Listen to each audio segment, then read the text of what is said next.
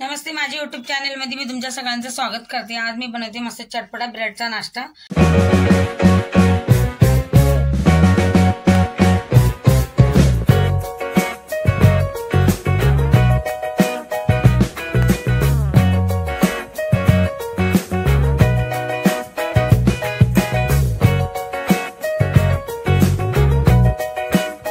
इथे मी ब्रेड घेतलेत, आता यांना असं मी कट करून घेईल। हे बघा, असं कट करून घेतलं मी। तुम्हाला जर काढायचं असेल तर काढू शकता, मी काय काढलं नाहीये। इथे आता बघा मी कढई ठेवली आहे।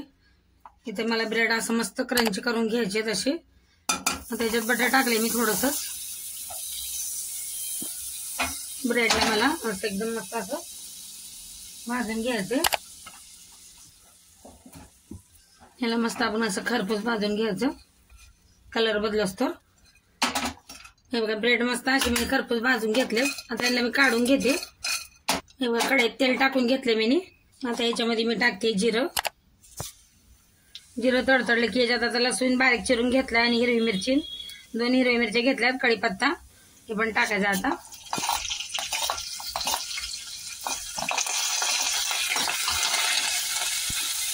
चांगला असं परतून घ्यायचं आपल्याला। आता इथे बारीक चिरून कांदा घेतलाय, पण टाकायचा कांदा। आणि मी तर बारीक चिरून शिमला मिरची घेतली आहे, ते पण आपण परतून घ्यायचं चांगलं तेलामध्ये।